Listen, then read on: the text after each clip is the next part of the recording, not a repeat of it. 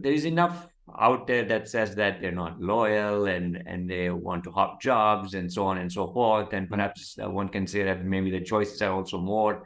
I've seen where they want to know if it's a traditional company to say, hey, when can I become a vice president? Or can you tell me if I will reach X in 10 years or 15 years? Now, in a startup environment, obviously, as you mentioned, it's the credibility of the owner, the trust, and so on, right?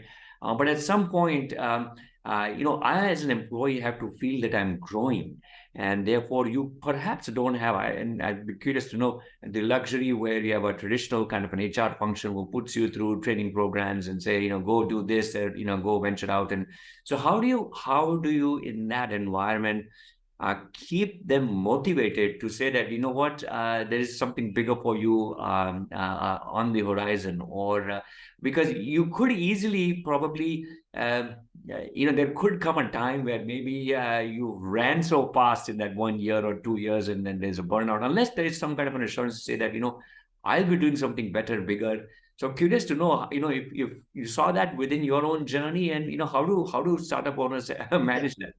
So, Nikhil, my first comment to you is that it's not just Gen Zs. Sure. It's a question of an age.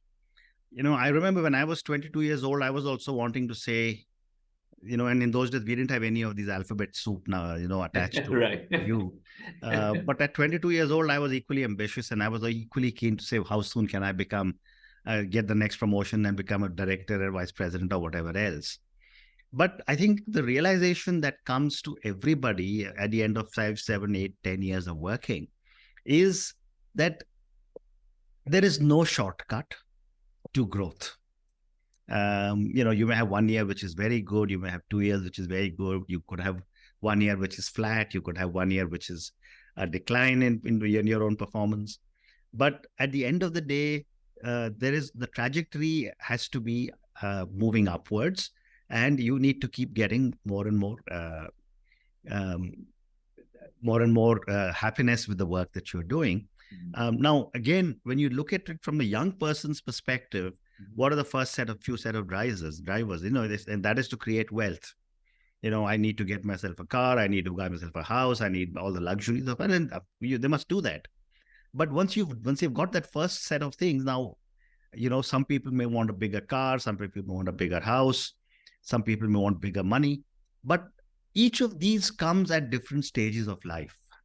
So I think from a startup founder's perspective, it is their responsibility to make sure that they paint the vision of the company so clearly to young Gen Z employees that here is a company that will not just value you. Here is a company that will not just compensate you, but here is a company that will give you job satisfaction.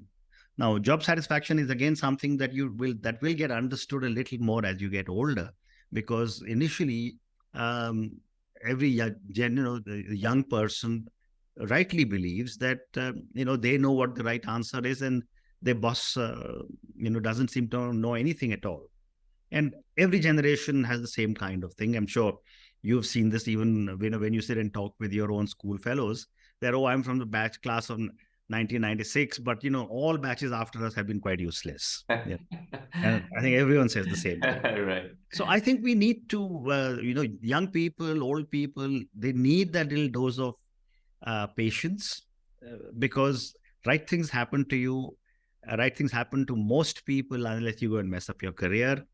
Some may do it in 3 years, some may do it in 5 years, some may do it in 7 years, but the trajectory has to be in the right direction.